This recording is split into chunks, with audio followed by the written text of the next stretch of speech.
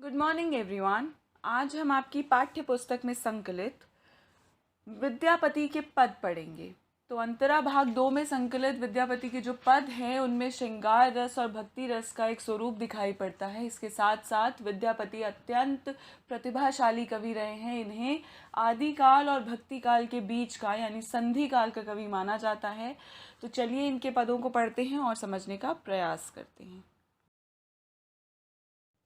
तो विद्यापति के पद पढ़ने से पूर्व हम सबसे पहले विद्यापति के जीवन से जुड़े कुछ मुख्य बिंदुओं को जान लेते हैं। उनका जो जन्म है वो उसमें बहुत मतभेद रहा है, यानी बहुत से विद्वानों ने अलग अलग तारीखें मानी हैं उनकी जन्म की, लेकिन जो अधिकतर विद्वान हैं उनके अनुसार 1380 माना गया है कि 1380 में उनका जन्म हुआ है। इसके साथ ही विद्यापति को संधि काल का कवि माना जाता है। यह बिहार के मधुबनी जिले के जो बिस्पी गांव है उसमें जन्मे थे। इनका परिवार विद्या ज्ञान के लिए बहुत प्रसिद्ध थे। ये मिथिला नरेश जो शिव सिंह हैं उनके दरबार में राजकवि हुआ करते थे। ये बचपन से बहुत कुशाग्र बुद्धि वाले थे, बहुत जल्दी सब चीज़ें ग्रैब कर लिया करते थे, याद रख लिया करते थे। ये साहित्य, संगीत, ज्योतिष, दर्शन, इतिहास, न्याय, भूगोल के विद्वान थे। इनके अलावा इन्हें कई समकालीन भाषाओं का भी ज्ञान था। तो आप देख सकते हैं मल्टी टैलेंटेड थे। बहुत से कौशल, बहुत सी रुचियां इनकी रही हैं और इन्हें बहुत अधिकतर भाषाओं का ज्ञान था, बहुत से विषयों से संबंधित इन्हें जानकारी थी। इनकी जो मुख्य रचनाएं हैं वो कुछ इस प्रकार है: कीर्तिलता, कीर्ति पताका, पुरुष परीक्षा आदि। इसके साथ ही इनकी साहित्यिक विशेषताएं कुछ इस प्रकार हैं, जैसे संस्कृत, अपभ्रंश, मैथिली भाषाओं का ज्ञान था इन्हें। ये आदिकाल और भक्ति काल के जो संधि कवि हैं उस समय इन्हें माना जाता है। और इसके साथ ही इन्होंने राधा कृष्ण के प्रेम को आधार बनाकर लौकिक प्रेम की अभिव्यक्ति की है। लौकिक प्रेम की यानी अलौकिक की बात नहीं करते हैं, दुनिया जहान से या जो तारों के पार जिस प्रेम का वर्णन होता है उसकी बात नहीं करते हैं। लौकिक जो जीवन यहाँ है धरती पर उसकी बात करते हैं। कीर्तिलता और कीर्ति पताका दरबारी संस्कृति और अपभ्रंश काव्य परंपरा के रूप में देखने को मिलती हैं।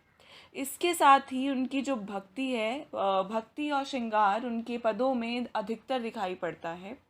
मैथिली, अपभ्रंश और संस्कृत भाषा का ये प्रयोग करते हैं।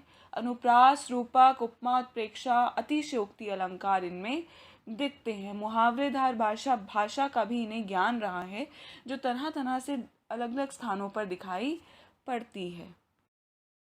ये रहा पाठ परिचय, यानी इस पाठ में राधा कृष्ण की विरह वेदना का वर्णन किया गया है। और कृष्ण राधा को छोड़कर मथुरा जा बसे हैं और इस बार उनसे मिलने गोकुल नहीं आए हैं। राधा उनके वियोग में व्याकुल है और अब कृष्ण के बिना उनसे रहा नहीं जाता है। और जो विरह व्यथा है, जो वेदना है एक स्त्री की, जब उसका जो प्रियतम है उससे दूर चला जाता है, परदेश में चला जाता है, और उसकी कैसी स्थिति हो जाती है उसका वर्णन इन पदों में किया गया है। तो चलिए उन्हें पढ़ते हैं। विद्यापति का पहला पद: के पतिया लाए जायत रे मोरा प्रियतम पास, हे नहीं सहराए असह दुख रे भेल सायोन मास। एक सही भवन पिया बिनु रे मोही रहलो न जाए, सखी अनकर दुख दारुन रे जग के पति आए। मोर मन हरिहर लाए गेल रे मानो मन गेल, गोकुल तेजी मधुपुर बस रे कन अपजस लेल। विद्यापति कवि गौल रे धनी धरु मन आस, औत तौर मन भावन रे एही कार्तिक मास। तो इस पद में वर्षा ऋतु का समय किस प्रकार जाता है और नायिका को अपने नायक की याद आती है और वे अपने प्रियतम को संदेश भेजना चाहती है। तो वर्षा ऋतु का समय आ रहा है, उसे याद आ रही है अपने नायक की, प्रियतम की, और वो कैसी उसकी स्थिति हो गई है, वो संदेश भेजना चाहती है, वो क्या करे उसका वर्णन है इसमें।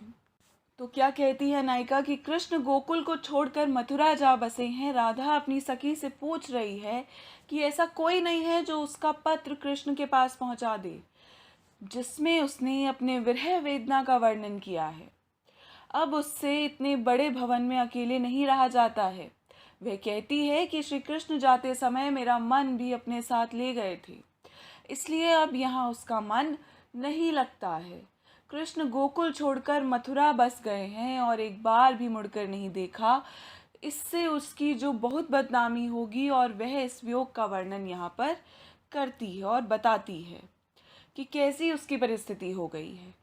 और उसके बाद विद्यापति कहते हैं, राधा को धीरज बंधाते हैं, ढांढस बंधाते हैं और कहते हैं, आशा रखने के लिए कहते हैं और कहते हैं कि विश्वास दिलाते हैं तुम्हारा प्रेमी कार्तिक मास तक ज़रूर लौट आएगा। तो आप देखते हैं कि विद्यापति ने अपने पदों में अपने नाम का भी जिक्र किया है, और यहाँ वो कह रहे हैं कि के पतिया लाए जात रे मोरा प्रियतम पास, कि कोई मेरे प्रियतम को मेरे पास ला सकता है, मुझसे अब दुख सहा नहीं जाता है, मैं भवन में रह नहीं पाती हूँ। सखी से वो कहती है, यानी राधा कहती हैं, और अपने जो दारुण दुख है उसका जो सहा नहीं जा रहा है उसका वर्णन करती है, और कहती है कि कोई जा सकता है मेरा संदेश लेकर उनके पास और उन्हें वापस लेकर आ सकता है। तो इस बात की मैं यहाँ पर अकेली हूँ और मैं तरह तरह से तड़प रही हूँ। और विद्यापति उसे कहते हैं कि तुम फिक्र मत करो, तुम्हारा प्रियतम ज़रूर लौट आएगा कार्तिक मास तक। उसे ढांढस बंधाते हुए, आशा का संचार करते हुए सखी से यह बात वह कहते हैं। पद कुछ इस प्रकार है। सखी है कुछ पूछ ही अनुभव मोहि, सेह प्रीति अनुराग बखाइन, तिल तिल नूतन होई जन्म अवधि, हम रूप निहारल नयन न तिरपित भेल, सेहु मधुर बोल सवनी सुनल, सुतिपथ परस न गेल, कत मधु जामिनी रभस, जो गमाउलरी बूझल कैस नकेली, लाख लाख जुग हिय राखल तेयो हिय जरनी गेल, कत बिद कत जल रस अनुमोदय अनुभव काहू न पेख, विद्यापति कहे पाण, जुड़ाई ते लाखे न मिलल एक।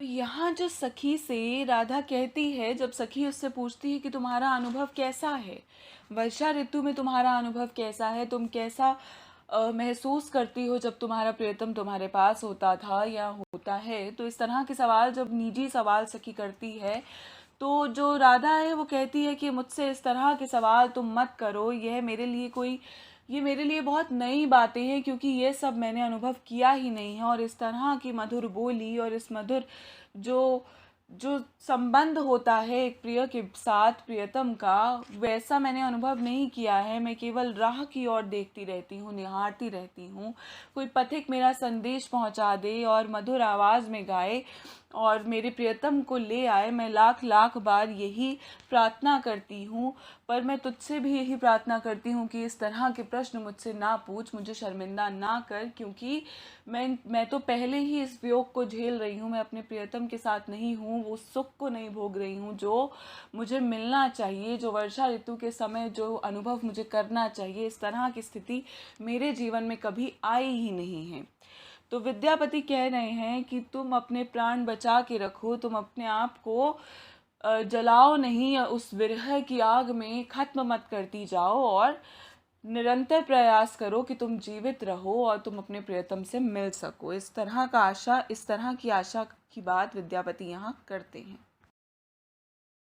कुसुमित कानन हेई कमल मुखी, मुदी रही दू नयान, कोकिल करवल मधु धुनी सुनी, कर देही झापई कान, माधव सुन सुन बचन हमारा, तई गुण सुंदरी अति बेल दुबरी, गुनी गुनी प्रेम तुहारा, धरनी धरी धनी कत बेरी, बई सई पुनितही उठे न पारा, कातर डिठी करे 14 हेरी, नयन गए जलधारा, तोहिर बिहर छिन छन तनु, छिन 14 चांद समान, भैन विद्यापति सब सिंह नरपति, लखी माई देहि रमान।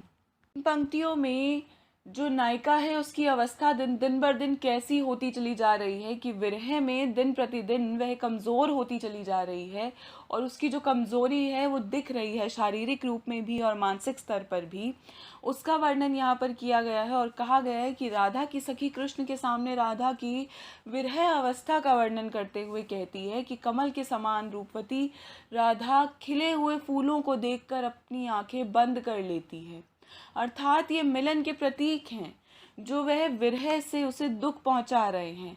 हे माधव, हमारी बात सुनो, तुम्हारे प्रेम को याद करके वह बहुत दुर्लभ कमज़ोर हो गई है, और यदि वह धरती पर बैठ जाए तो उससे उठा नहीं जाता है। वह अपने व्याकुल दृष्टि से चारों दिशाओं में निहारती रहती है कि शायद तुम आओ, और निराश जो है होकर रोने लग जाती है, और तुम्हारे विरह में वह क्षण क्षण जो है इतनी क्षीण और दुर्बल हो गई है कि जैसे 14 का चांद हो। विद्यापति राजा शिव सिंह के आश्य कवि हैं, और वह उनकी प्रशंसा करते हुए कहते हैं कि राजा शिव सिंह विरह के प्रभाव को जानते हैं। वे अपनी पत्नी जो लखीमा देवी के साथ रमण करते हैं। तो यहाँ इन पंक्तियों में राधा की दशा क्या हो गई है, सखी कहती है कि कृष्ण को आवाज़ आना चाहिए, और राधा की स्थिति बहुत दुर्बल हो गई है। वह उसके जो शरीर है वो कंकाल के स्वरूप में बनता जा रहा है। राधा को जो भी चीज़ प्रेम का प्रतीक है वह कुछ भी अच्छा नहीं लगता है। उसको फूल खिलते हुए अच्छे नहीं लग रहे हैं, उसे दिन चढ़ता हुआ अच्छा नहीं लग रहा है। वो सब जो कुछ भी हंसी या खुशी के प्रतीक है, मिलन के प्रतीक हैं, वो उन्हें देखना नहीं चाहती, सुनना नहीं चाहती। कोयल की आवाज़ को, उस मधुर आवाज़ को नहीं सुनना चाहती। वो चारों दिशाओं से अपने आप को काट लेना चाहती है। वो भूमि पर एक बार बैठ जाए तो वो कमज़ोरी के चलते उठ नहीं पाती। इन सभी बातों का वर्णन यहाँ किया है, और अंत में विद्यापति कहते हैं कि राजा जो शिव सिंह हैं वो इस विरह के, राधा कृष्ण के विरह के प्रभाव से ऑलरेडी यानी पहले से ही परिचित हैं, और वह अपनी पत्नी से कभी भी दूर नहीं जाएंगे और उनके साथ ही रहेंगे। विद्यापति की काव्यगत विशेषताएं। कवि विद्यापति कविता विद्या की पदावली, छंद कविता तुकांत, गुण माधुर्य है, भाषा मैथिली है, रस वियोग रस है, वियोग श्रृंगार रस। इसके साथ ही अनुप्रास अलंकार पथ पर इसमें दिखता है। चित्रात्मक बिंबात्मक भाषा है, प्रेम के उदित रूप का वर्णन है, भाषा में रसात्मकता का रूप दिखाई देता है। हमने विद्यापति के पद पढ़े, और तीनों पदों में राधा का कृष्ण के से जो वियोग हो जाता है, और जो कृष्ण हैं वो परदेश चले गए हैं, उनकी स्थिति कैसी हो गई है राधा की उनसे बिछुड़ जाने पर, और वर्षा ऋतु के समय वो कैसे मिलन की जो बाकियों को देखती हैं तो उनको कैसे आस रहती है। वो पथिक से कहती हैं कि कोई मेरा संदेश पहुंचाए। इसके साथ ही उनका शरीर जैसे वो कंकाल में बदलता जा रहा है, वो कुछ भी मिलन स्वरूप बातें नहीं सुनना चाहती हैं सखी से, और वो कहती हैं कि मैंने तो कुछ अनुभव किया ही नहीं है। इन सभी परिस्थितियों का वर्णन इन पदों में किया गया है, और इन पदों को आप अपनी अपनी पाठ्य पुस्तक से पढ़ेंगे, समझने का प्रयास करेंगे, इसके प्रश्न उत्तर के माध्यम से समझने का प्रयास करेंगे, और अंत में आपको एक असाइनमेंट मिलेगा जो आपको कंप्लीट करना है। धन्यवाद।